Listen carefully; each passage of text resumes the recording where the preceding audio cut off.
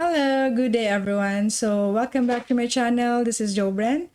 So for today's vlog is I'll be sharing another video lessons in the subject of readings in Philippine history. So I hope you are doing well. I hope you are all doing fine. So let's praise the Lord for giving us new life.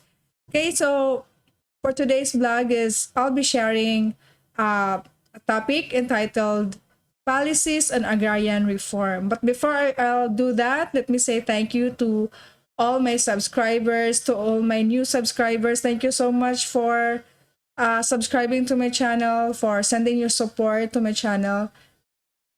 And also, if you are new to my channel, again, my channel discusses a lot of things, a lot of learning video lessons. I hope you liked it. And if you do, please do hit like, share, and subscribe. Okay, so for today's, I'll be sharing a very quick discussion about the policies on agrarian reform. So we will talk about the past history on agrarian reform. Okay, so what is agrarian reform? So you are all familiar with this. You know that agrarian reform is an important aspect of the Philippine economy. Why? Because it's nearly half of the population is employed in the agricultural sector, and most citizens live in rural areas like me. Okay, so agrarian reform is centered on the relationship between production and distribution of land among farmers. So here in the Philippines, we have a lot of farmers. We have bigger lands to cultivate. We are a good exporter of agricultural products. So through genuine and comprehensive agrarian reform, the Philippines would be able to gain more from its agricultural potential and uplift the Filipino in the agricultural sector who have been suffering for the longest time, suffering from poverty and discontentment for a longest time. So in here, in our attempt to understand the development of agrarian reform in the Philippines, so we turn our attention to our country's history, especially our colonial past. So the first thing that we will be discussing is the land ownership in the Philippines under Spain. So when the Spaniards colonized the country, they brought with us a system of pueblo agriculture where they dispersed and scattered in nature, and they are given Filipinos are given a land to cultivate. So during this time, Filipinos were not allowed to own their land. So the king of Spain owned the land, and Filipinos we are just there to cultivate the land, these lands to cultivate. And we also required to pay the tributes to the Spanish authorities, so in the form of agricultural products. So we are required to pay tributes in the form of agricultural products. So that's our goal during this time. So later on, through the law of Indies, so the Spanish crown awarded tracts of land to the following. Number one, to the religious orders. Number two is to the Spanish military as a reward for their service. And number three, Spanish encomenderos, those who mandated to manage the encomienda or the lands given to them, where Filipinos worked and paid their tributes to the encomendero. So during this time, Filipinos were not given the right to own a land and only work in them so that they may have a share of the crops and pay tribute. So again, the encomienda system was a bit unfair and abusive system. So it is because they were made to sell their products at a very low price or surrender their products to the encomenderos who resold this at a profit. So the Filipinos in the encomienda were also required to render services outside of farming. So they are required to give service that were unrelated to farming. So from the encomienda system, the hacienda system developed in the beginning of 19th century. So during this time, the Spanish government implemented a policy that would fast track the entry of the colony into the capitalist world. So the economy was tied up to the world market as the Philippines became an exporter of raw materials and importer of goods. So in the 1860, Spain enacted a law ordering all landholders to register their land, all their landholders to register their land holdings. And unfortunately, Filipinos are not aware of this policy.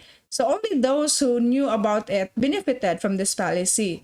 So lands were claimed unregistered in other people's names, and many poor families, peasant families who were assigned to the land in the earlier days of colonization, they were forced to driven out. They were forced to leave the land under the power of these people who claim rights to the land because they held a title.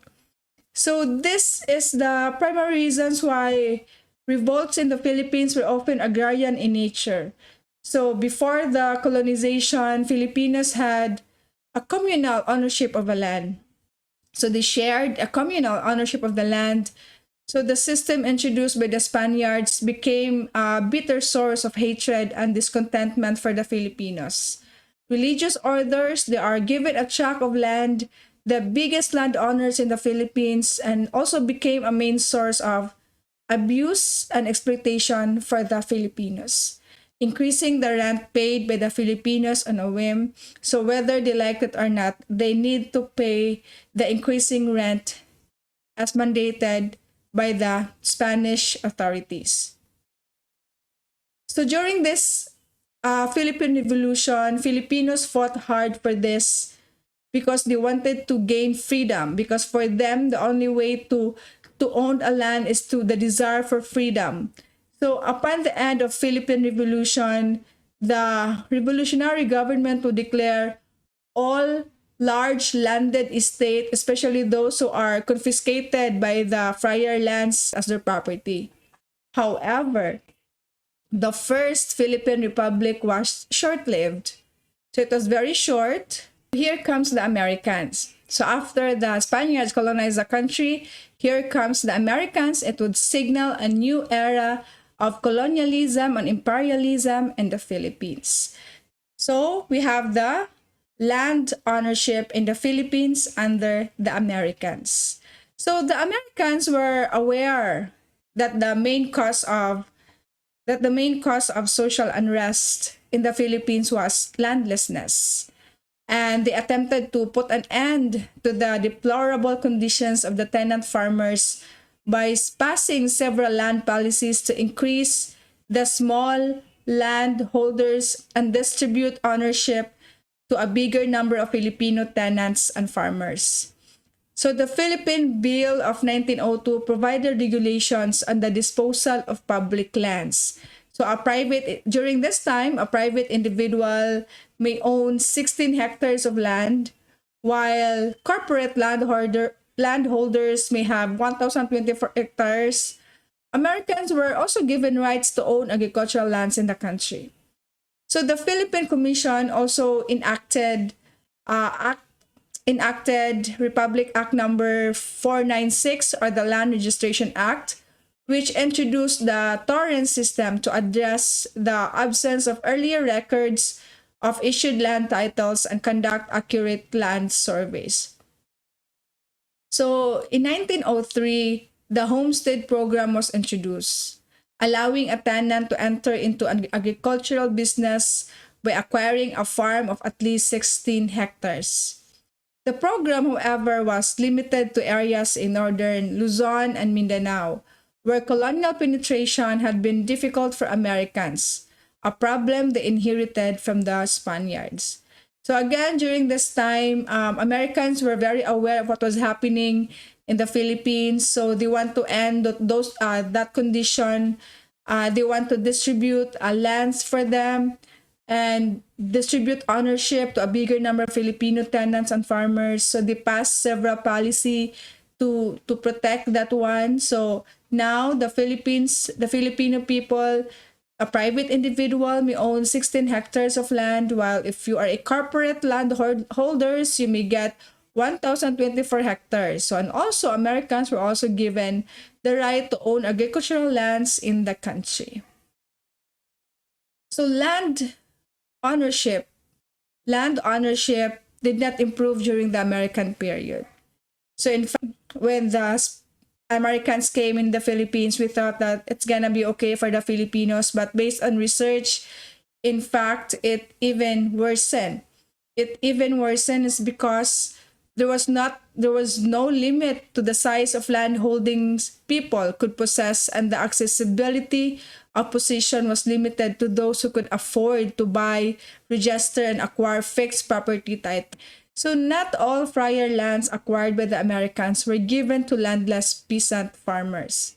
Some lands were sold or leased to Americans and Filipino business interests. Again, the Filipinos during this time, they are still encountering a lot of problems.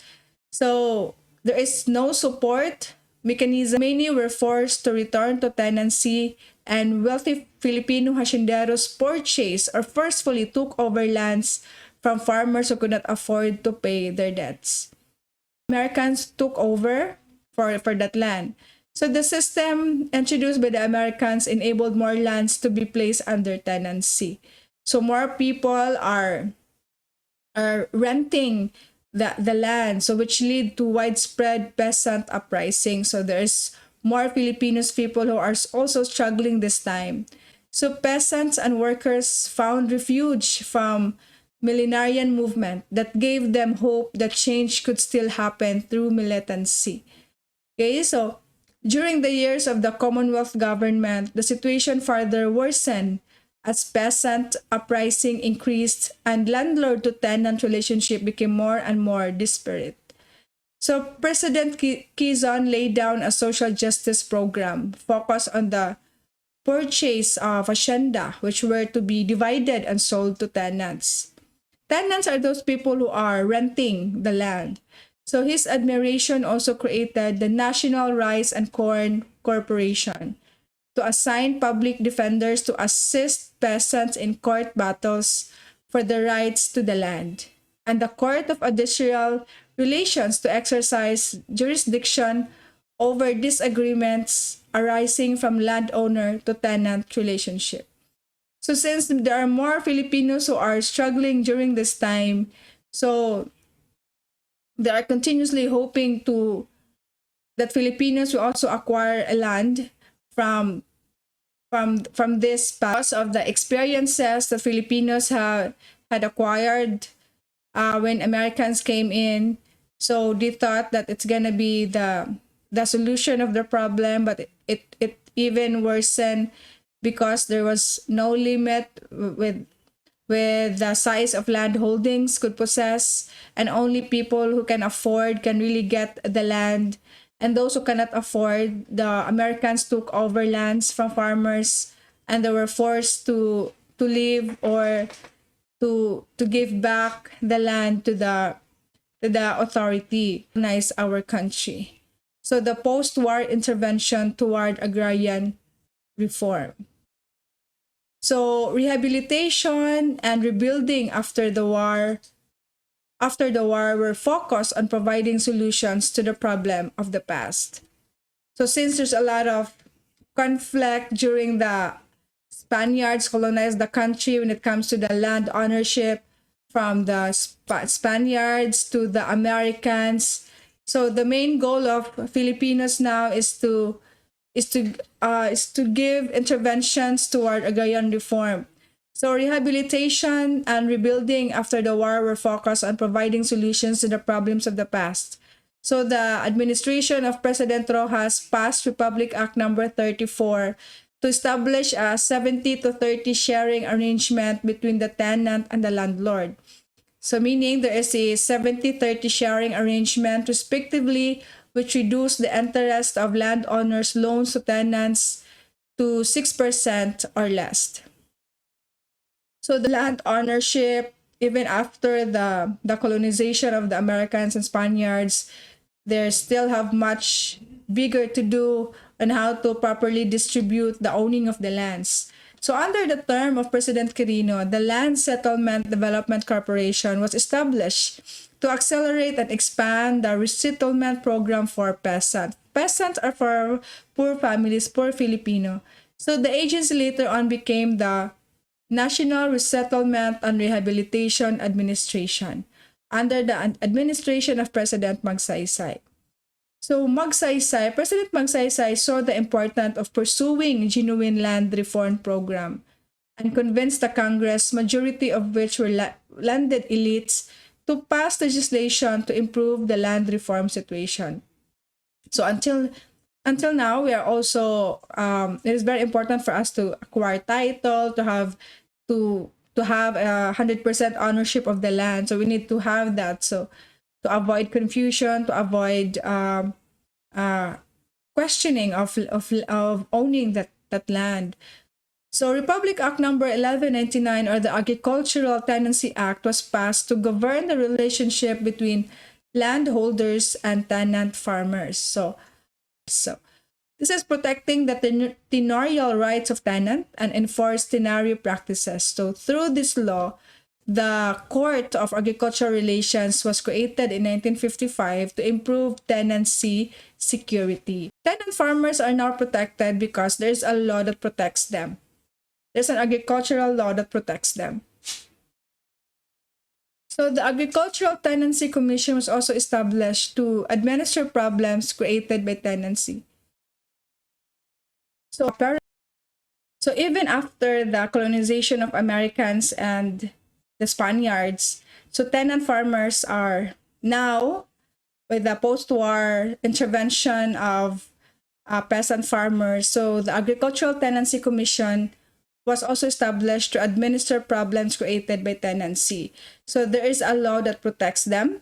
So the Agricultural Credit and Cooperative Financing Administration was also created mainly to provide warehouse facilities and assist farmers in marketing their products. So a major stride in land reform arrived during the term of President Diosdado Macapagal. It is also aimed to free tenant from tenancy and emphasize owner cultivatorship and farmer independence, equity, productivity improvement, and public land distribution. So despite being one of the most comprehensive pieces of land reform legislation ever passed in the Philippines, Congress did not make any effort to come up with a separate bill to fund its implementation, despite the fact that it proved beneficial in the provinces where it was pilot tested. So again, even if the law that was being passed by President Diosdado Macapagal, it was a very good law, but again, there's still a problem. So instead, the goal of this code is to convert the tenant farmers to lessee and later on the owner of the land. So that's a big help.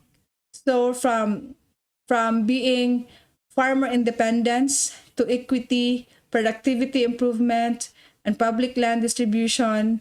Again, despite of all of these things, there was still a problem because there is no fund, there is no separate bill to fund its implementation.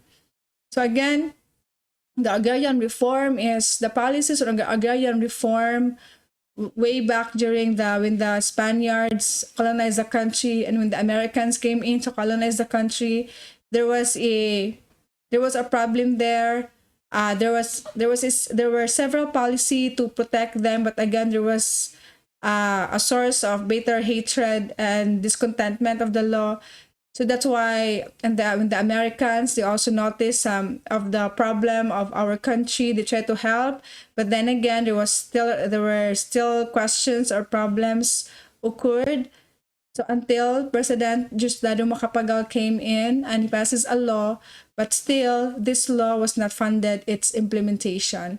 So the policies on agrarian reform way back several years ago, there was a dispute, but then again, up to today, tenant farmers are not protected with the law, agricultural law. So, and also the landholders and the tenant, There is a law that there is a law that protects them, that the landholder also need to abide for this law. Okay, so I hope you are learning from the video that I've posted today. Thank you so much for that. Thank you for listening, and I hope to see you soon for my lesson number 4 in the subject of readings in Philippine history. Thank you so much, and I'll see you again for my next video blog. Thank you, and God bless you.